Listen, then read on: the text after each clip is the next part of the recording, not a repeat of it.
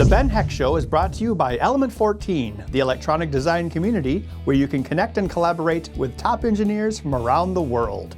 Join now at element14.com.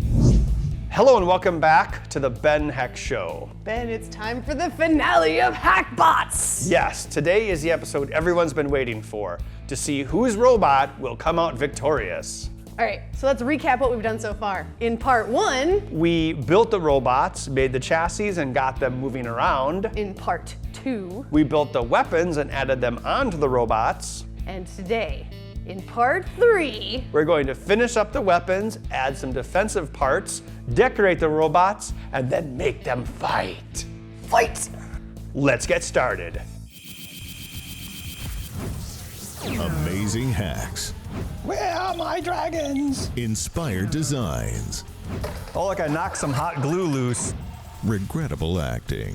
I want to live in a world with Star Wars again! Each week, Element 14's The Ben Heck Show brings you innovative projects using electronics, engineering, and more.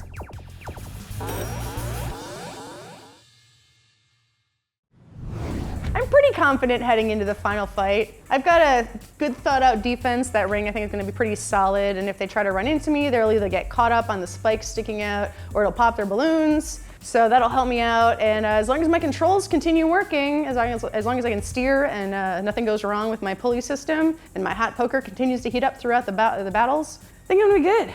So I've got my hot poker for the front weapon, but I want him to have a stinger on the back, so I drilled a hole in the handle of this. Now I'm gonna attach it on here, and I wanted to do it on this so that, and I can get a longer bolt if I need to, but now I can adjust the height of this by adjusting the nuts that keep it on this screw. So I have another adjustable weapon. It's not gonna be adjustable in the terms, like during the fights, but I can adjust it before and after because they have two different sized robots, so it makes it a little more versatile. I think it'll be good.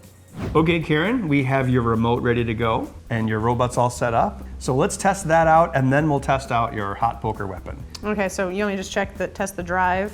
Yeah, so let's switch on the remote, switch on the robot. A little more space here to drive. Whoa, watch out for that poker. It's a killer. Yeah. Shall we try it with the battery? Yeah! Okay. Make sure it's off. Boop. I can't guarantee this won't start a fire, but it shouldn't. All right, let's do a brief test. So when I give you the signal, turn on the hot end, and then I'll watch it on my meter. Okay, ready? Okay. Burn on! Whoa! Woo! Woo! Well, oh my God! Woo! Shall we see how quickly it pops a balloon? Yeah! Ready? And don't keep it on any longer than it has to be. Ready? Yep. Burn on! Whoa! So when I was going to decorate my robot, I originally wanted to strap on a lot of cool stuff to it. I have a rainbow mohawk that I totally want to try to put on my robot, but since I have so much stuff already on there, I was kind of limited as to the extra flair I could add. So mostly I stuck with spray paint, going for kind of a Mad Max feel with blacks and browns and metallic tones, and I think it's pretty intimidating looking. Each one of us is controlling our robot in different ways. I chose to use an RC aircraft remote. This basically sends commands to a little box that drives servos. I figured that would work so I could have like direct control from some of my servo-based weapons. For the rest of it though, I need to take the pulse commands and turn them into numerals that I can drive the motors with. So for that, I'm using this code over here. So I set up everything. Everything's an output, and then there's some inputs for the wires, and I make sure all the outputs are low so the robot doesn't do anything when it first turns on. And then we use this pulse in command, which is an Arduino command that can take PWM in and turn it into a number. So that's pretty handy because I can basically take the servo controls and turn it into something I can use as logic. So the numbers come in as pulse widths. So if the width is like 2,000 microseconds, then you'll get 2,000 as the number.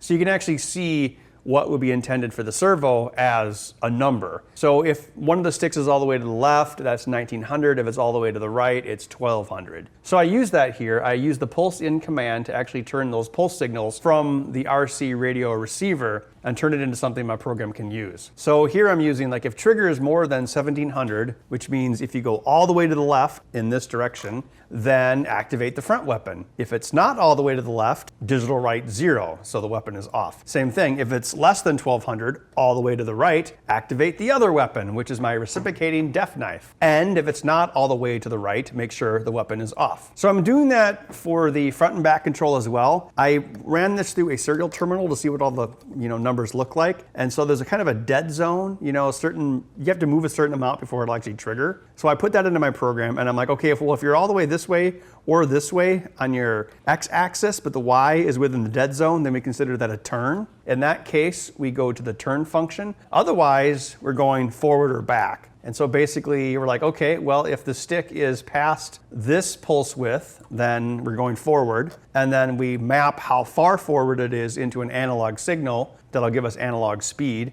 I'm not sure if my competitors are using that, but I am. Likewise, if it's below a certain pulse width, then we know we're going backwards. We map that pulse width into the speed, and then we move the motors backwards. So the other thing to check is the check turn here. So there's a front and back dead zone, and there's also a left and right dead zone. So if we're within the left and right dead zone, then we basically do nothing, and that's where the robot's not moving. But if we're past a certain point, then again, we reverse the motors. One goes forward, one goes backwards to do a turn, and then we apply a certain pulse width to the enable pin, and that gives it the speed, and that lets us go left or right. So that's basically what my control does. It takes pulse width signals from the RC plane receiver module, turns it into something the microcontroller can use, and then drives the motor controls using that information.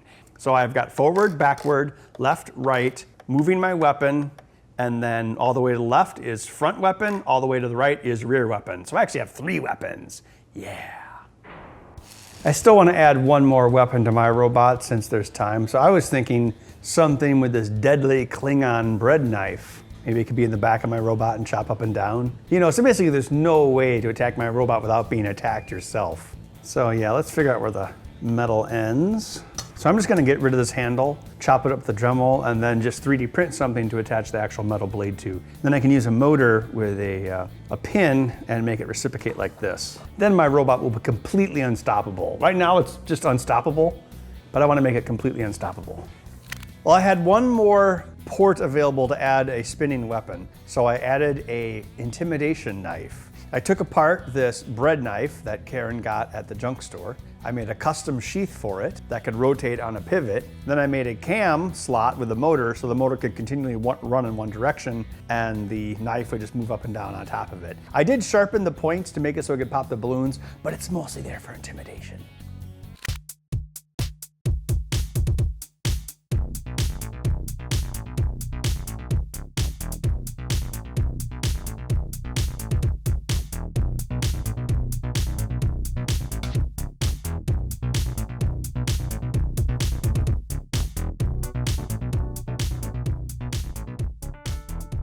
Well, I've managed to get everything put together in this little bot here. We have the battery pack, which is mounted right over here. I have some controls on the front, right down there. The main power, the 5-volt logic. There's also a second battery that connects directly to the Intel Edison. And then there is the Edison power switch in there.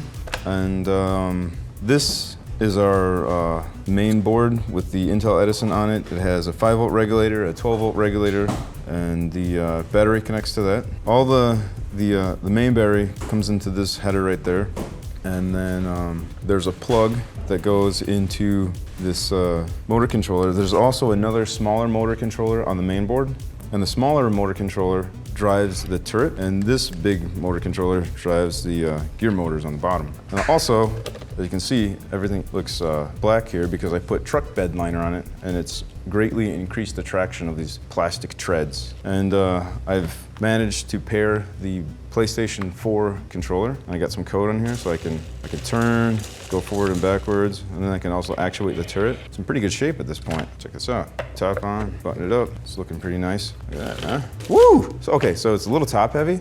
It was a bit of a slog to get the Bluetooth controller to pair with the Intel Edison. I took out this little 3.7 volt battery and I put in this nice hardy 8.5 milliamp hour 3.7 battery, and it's working a lot better. That's what I've done so far with this project. Next, I'm going to show you what I did to get the PS4 connected to the Intel Edison.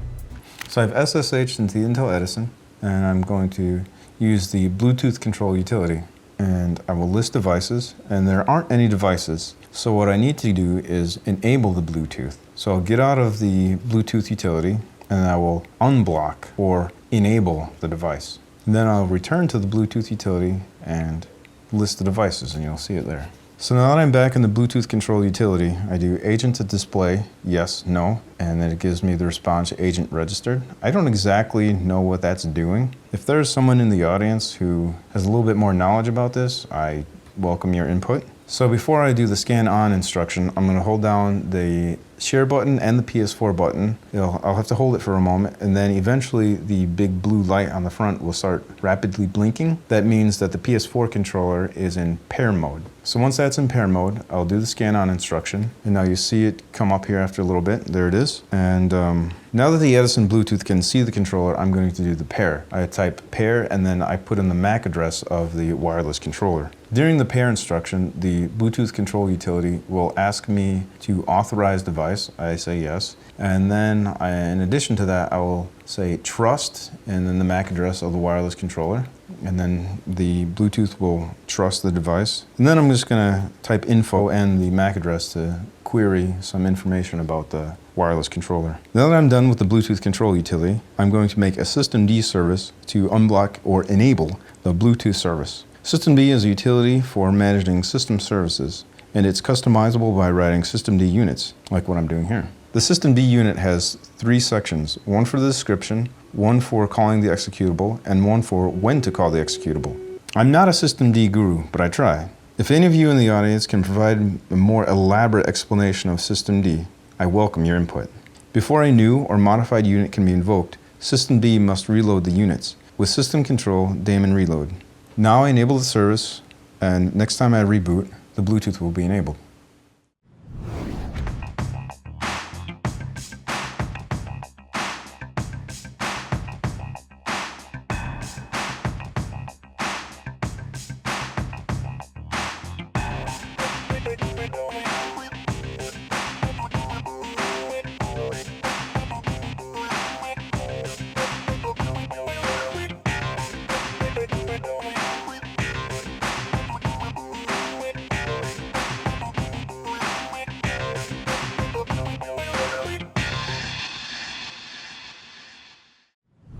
Forged in a castle of skulls on a mountain of blood, this robot rules from a throne of pain.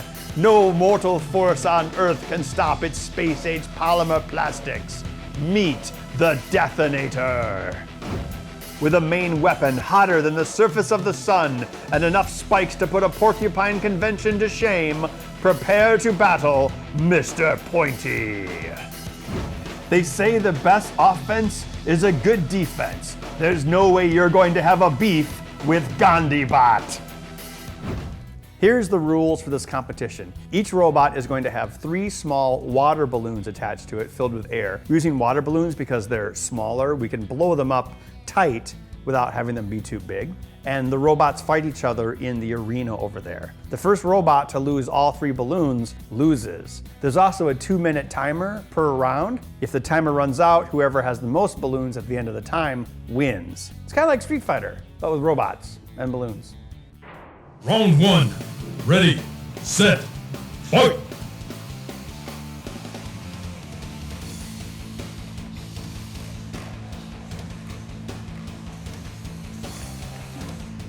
Oh no, it fell off!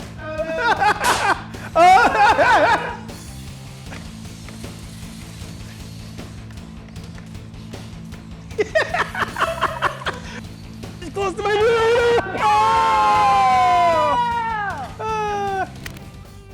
I've lost round 1. It does not feel good.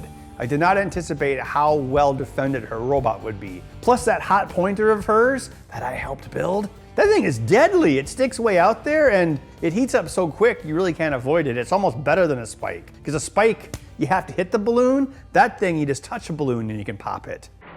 I won! Take that, Hackendorn! Ha ha! Yeah! In your face. So Ben does a lot of bragging about the things that he builds in competitions, and I like to think that maybe I, knocked him down a few notches, maybe took away some of that confidence. He didn't pop any of my balloons, and I took him out in like 30 seconds. Round 2. Ready, set, fight.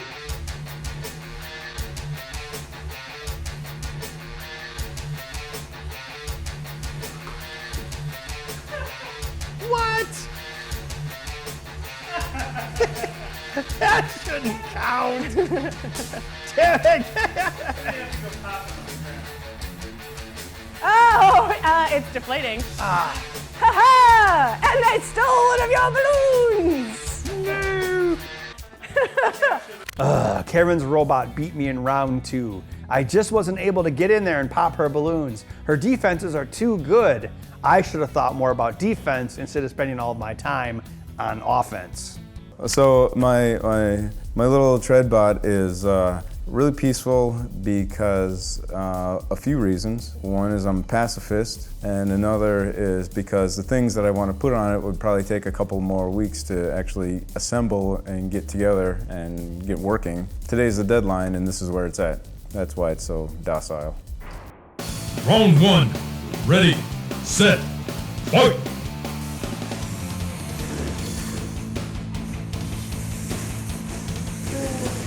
Watch out for a pointer, kid. It's not.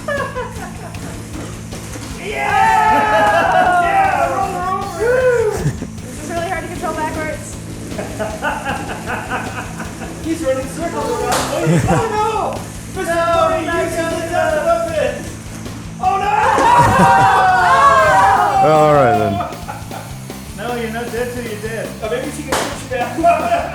Oh, she can't. We just lost balloons. Oh, the irony. Pop it. Wait, where I got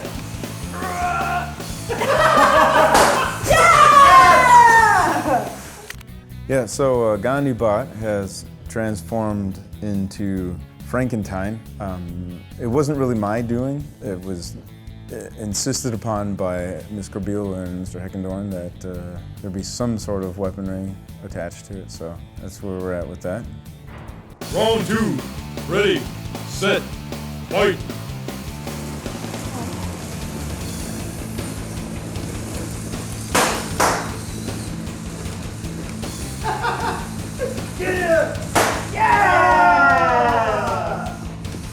Mr. Pointy wins. Fatality. My opponents were good challengers. I don't think they quite put as much thought into their offense and defense as I did, and it definitely showed in the end. Now, didn't it? Yep, my ring of spikes protected me, and my hot poker just really did some damage in there, so I'm pleased, I suppose. Now it's time for a research update. We're doing a future episode with Texas Instruments regarding their Launchpad MSP430 line of microcontrollers. Then we have this demonstration board that they sent us. So the Launchpad is the demo board, and there's many different Launchpads based off different MSP430 and other microcontrollers from TI. And then on the demo board is this is a booster pack. So you attach a booster pack to a demo board, and then you can do cool things with it. So yeah, TI would like us to do something with this board. So I'm using Code Composer Cloud. So it's an online editing program. See how it's running in my browser here? Pretty cool. So I can actually connect to the device through my USB port in the browser, and I can put code on it. Check this out. Yeah, it's an online program, which is kind of cool. I've tried using Code Composer in the past, and sometimes development environments for microcontrollers can be a little cumbersome to get installed. I mean, I'm not gonna sugarcoat it, but this one's all online. You have to install some drivers, but then it basically works. So what they want us to do with this is do something with the ADC, that is the basis of this booster pack, an analog to digital converter. This one is very accurate. It has a high sampling rate and uses extremely low power. So what I did was I took the code here, the the out-of-the-box experience. And you can go on the TI website and you can actually look at code examples and then add them to your cloud library, and they'll just appear right here. So see, I've got a SPI, UART, I2C examples all ready to go. So there's this thing called Energia. Energia is a fork of Arduino that is used for MSP430 devices. You can import code from Energia into the Code Composer cloud. And that's pretty cool. So this is actually some imported code here, and I can run this on the board, and I reprogrammed this to just show me the ADC reading. So let's see if this works on the LCD. The light sensor is right here. So if I cover it up, we're gonna have a really low number, and then if we hit it with light, we will have a larger number, 4,096. So what is that? Like, I'll sloth home every day. Okay, so that's a 12-bit ADC. So that's pretty good. We were talking about making some sort of like plant light accessory, like, oh no, my plant's not getting enough light. I will automatically shine more light on it. Okay, we got the Launchpad MSP430 working along with the ADC and the light sensor. Code Composer online is pretty cool, so hopefully we can use this in a future episode. Well, that's all the time we have for today. Wow, that was quite the battle. Truly exciting. So, what was your favorite part of the Hackbots build? Let us know in the Element 14 community on element14.com/TBHS. You can also go there to read about upcoming episodes, builds, and special events. We'll see you next time. We've got some carnage to clean up. I think I'm pretty solid. I've got a good defense with my ring, with the pokes sticking out. Damn it, Max. The pokes. He fell and he couldn't get up. It's sad. Damn it, Ben. My little mech is pretty peaceful because I'm a hippie at heart, right? No. $1 billion. Okay.